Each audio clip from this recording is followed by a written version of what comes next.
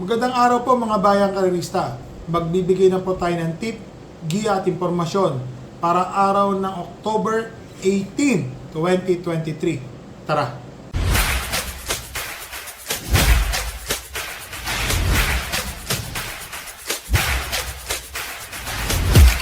So mga bayang karerista, meron pong inandang 8 karera sa araw na to.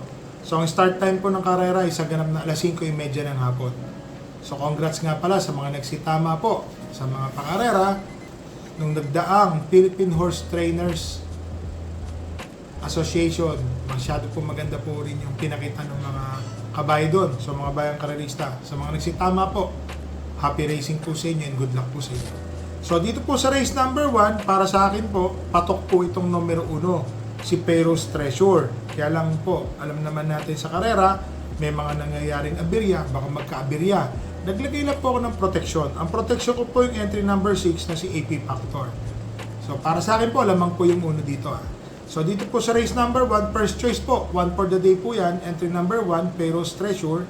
Naglagay lang po ako ng second choice, pamorkas po, entry number 6, AP Factor. Dito na po tayo sa race number 2, mga bayang karerista. Maiden po ito. Nung yung kabayong Summerlin po, medyo hindi po maganda yung undag nung nakaraan. Pero may konting inam naman po yung kabayo. So mapapansin niyo po, maganda naman po yung tinakbo niya nung nakaraan, si Summerlin. Sa tingin ko po, baka mag-umento pa po ito ng 2 segundo. Horse to beat po siya dito. So dito po sa race number 2, solo ko po itong entry number 2 na si Summerlin. Sana po makaraos po yung kabayo po ni Boss Juicy Villa po. Dito na po tayo sa race number 3, mga bayang karerista.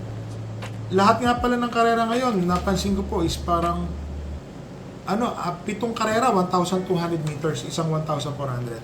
Dito po sa race number 3, 8 entries po. Ang first choice ko po, entry number 2, double wrap.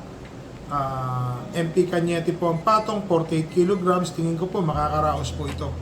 Ang second choice ko po dito, entry number 1, Speedy We Go. Naglagay po ako ng third choice, yung entry number 5 na si Barrio San Jose. Na baka po, eto na ngayon na, kasi ang baba na rin po niya sa laban. Baka nagtaka po kayo, bakit wala po akong entry number 4, I'll Have Another. Nung nakaraan tumakbo po ito, di po maganda naging balita dito sa kabayo na to. Outstanding po ito, pero napahinga, di po natin alam kung ano po ang kondisyon ng kabayo na to. Pero ang balita po doon, di po talaga maganda. So dito po sa race number 3, first choice po, entry number 2, double wrap. Second choice po, entry number 1, Happy We Go. Third choice po, entry number 5, Barrio San Jose. Dito na tayo sa race number 4, mga bayang karerista, 7 entries po.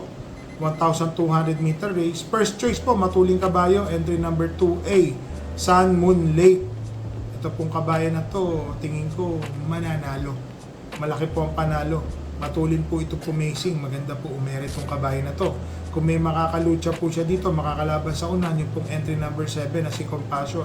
Kung sakali po ang kalkulasyon ko po is magkakahabulan po itong dalawa na to, diyan po mag-open up sa panigundo ko na entry number 1 na si Stand and Fate. Nag-aabang lang po si Stand and Fate, baka bigla pong manalo. So dito po sa race number 4, first choice po, number 2 and 2A, Heroes of Caloocan, 2A, Sun Moon Lake, and entry number 1, Stand in Faith. Dito na po tayo sa race number 5, 1,200 meter race. Tingin ko po, karera na matutulin to. First choice po, entry number 8, Maximum Speed. Si Miracle Horse po, para sa akin po, malaki rin po ang panalo ng Maximum Speed. Ang second choice ko po, yung mapakatulin sa starting gate, yung entry number 7, Sinag. Alam naman natin si Sinag, mga bayang karerista nung nakaraan. Maganda po ang tinakbo niyan. Last 150 meters po, saka po nagdatingan yung mga kalaban, nilakpasan po siya. Para sa akin po, kalaban po si Sinag, matuling kabayo. First choice ko po, race number 5, entry number 8, Maximum Speed. Second choice po, entry number 7, Sinag. Dito na po tayo sa race number 6, mga bayang karerista. 1,200 meter race, 8 entries po. First choice ko po dito, entry number 1, Midnight Sonata. Papatnubayan po ni Mark Angelo Alvarez. Tingin ko, malaking-malaki po ang panalo. Ang second choice ko po dito, yung entry number 4, Millie Flues. Matuling kabayo po ito, mga bayang karerista. Iba po umere itong kabayo na to. Mainam na mainam po.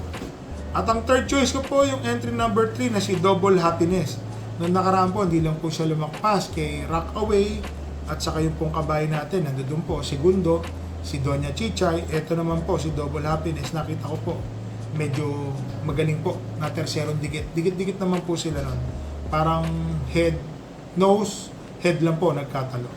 So, dito po sa race number 6, first choice po, entry number 1, Midnight Sonata. Second choice po, entry number 4, Millie Plues. Third choice po, entry number 3, Double Happiness. Dito na ho tayo sa race number 7, mga bayang karerista.